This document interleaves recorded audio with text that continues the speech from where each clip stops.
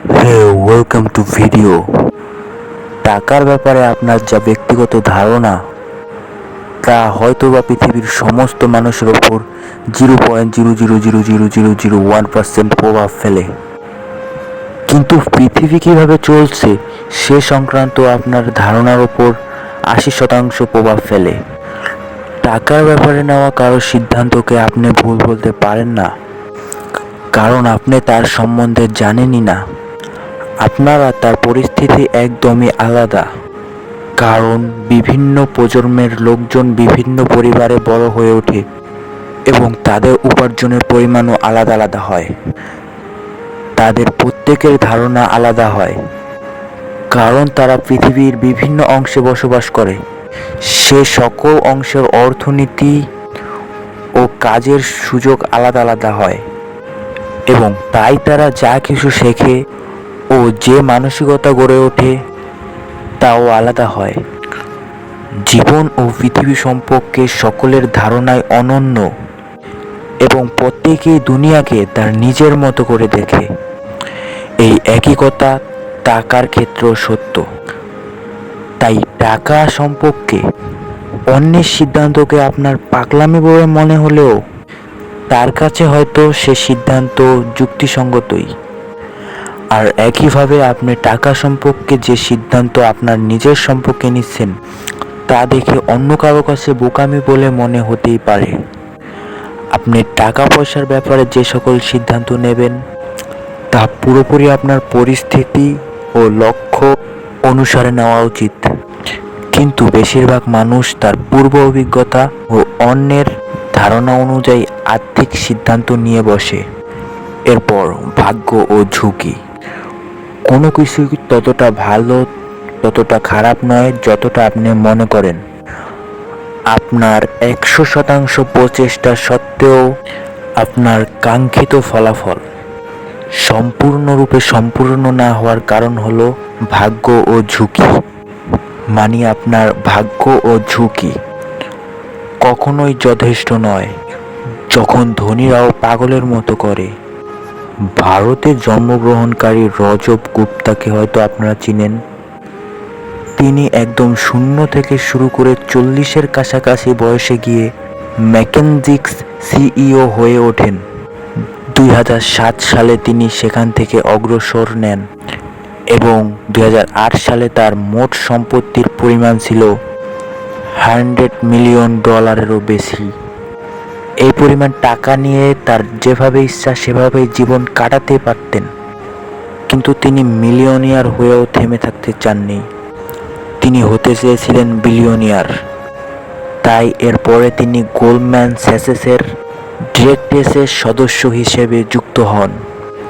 এরপর তিনি board of ডিরেক্টরের সদস্য হন, কিন্তু 2008 সালে আর্থিক দুরবস্থায় এই সংস্থাটি খারাপ হয়ে পড়ে।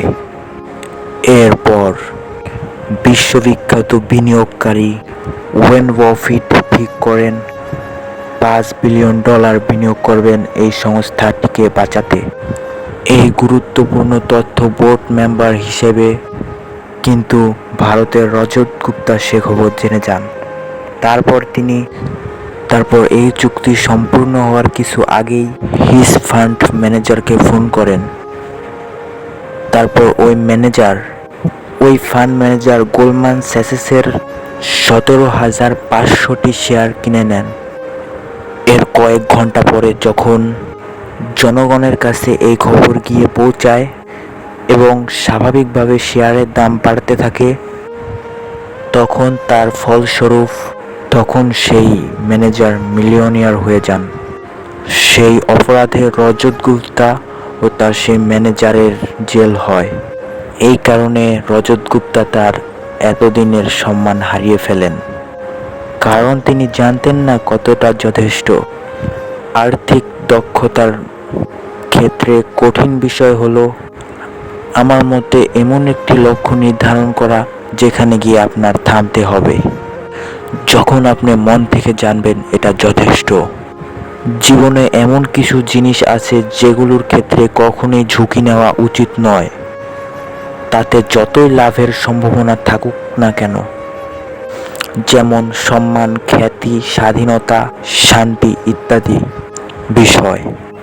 Compounding to go founding. Compounding হলো পৃথিবীর অন্যতম আশ্চর্য বিষয়, যেখানে কোনো সামান্য জিনিসও কম্পাউন্ডিংয়ের সাহায্যে বিশাল হয়ে ওঠে।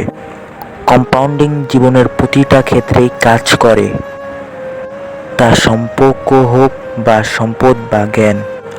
আর টাকার ক্ষেত্রে তা তো অত্যন্তভাবে সত্যি। ওয়ারেন বাফেকে হয়তো আপনারা অনেকেই চেনেন, তিনি একজন বিলিয়নার, মানে বাংলাদেশি টাকায় হাজার হাজার হাজার কোটি টাকার মালিক। কিন্তু ওয়ারেন বাফের সম্পত্তি শুধুমাত্র বিনিয়োগের কারণেই হয়নি, হয়েছে কারণ তিনি বিনিয়োগ অনেক কম বয়স থেকে করেছেন। প্রায় 15 বছর বয়স থেকে তিনি বিনিয়োগ করেছেন।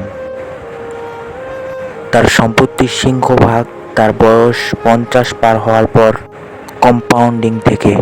যদি তিনি 30 বছর বয়সের পর থেকে বিনিয়োগ শুরু করতেন তাহলে আজ হয়তো আমরা তাকে চিনতাম না, আমরা কেউ তার নাম জানতাম না। বিনিয়োগকারী হিসেবে তার দক্ষতা নিয়ে সন্দেহের কোনো অবকাশ নেই। কম্পাউন্ডিংয়ের আসল সূত্র হচ্ছে গিয়া সময়, যা আপনাকে হাজার হাজার কোটি টাকার মালিক বানিয়ে দিতে পারে। খুব কম লোকই দীর্ঘ সময় ধরে বিনিয়োগ করতে পারে। তাই সফল বিনিয়োগকারী হবার জন্য আপনি যদি সফল বিনিয়োগকারী হতে চান তাহলে আপনার রিটার্ন পাওয়ার দরকার নেই। আপনি একটি সামঞ্জস্যপূর্ণ রিটার্ন দীর্ঘ সময় ধরে পেতে পারলে কম্পাউন্ডিংয়ের ফল দেখতে পাবেন। সম্পদশালী হওয়া ও সম্পদশালী থাকার উপায়। সম্পদশালী হওয়ার অগণিত উপায় আছে, কিন্তু সম্পদশালী থাকা ততটাও সহজ নয়। সম্পদশালী হওয়ার জন্য এটা মাথায় থাকা দরকার যে পূর্বের কোনো সাফল্যের যে বারবার পুনরাবৃত্তি ঘটবে তার কোনো নিশ্চয়তা নেই। ওয়ারেন বাফেটের বিনিয়োগ করার পদ্ধতি নিয়ে বহু চর্চা রয়েছে। তিনি কিভাবে কি করেছেন তা অনেকেই জানতে চান, কিন্তু তার সাথে এটাও জানা দরকার যে তিনি কি করেননি। তিনি কখনোই দেনায় ডুবে যাননি। স্টক মার্কেটের বহু ধস তিনি প্রত্যক্ষ করেছেন, কিন্তু তাতে উদ্বিগ্ন হয়ে তিনি শেয়ার বিক্রি করে দেননি। তিনি কোনো রকম অবাঞ্ছিত ঝুঁকি নেননি যাতে তার সম্মান নষ্ট হয়। তিনি কখনোই একটিমাত্র কৌশলকে অবলম্বন করে বসে থাকেননি, কিন্তু সর্বোপরি তিনি কখনো বিনিয়োগ বন্ধ করেননি বা বিনিয়োগ থেকে অবসরও নেননি। কিন্তু বড় রিটার্নের থেকে বেশি দরকার হলো আর্থিকভাবে সুরক্ষিত থাকা, কারণ তবেই আপনি দীর্ঘ সময় বিনিয়োগরত থেকে কম্পাউন্ডিংকে কাজে লাগিয়ে পারবেন।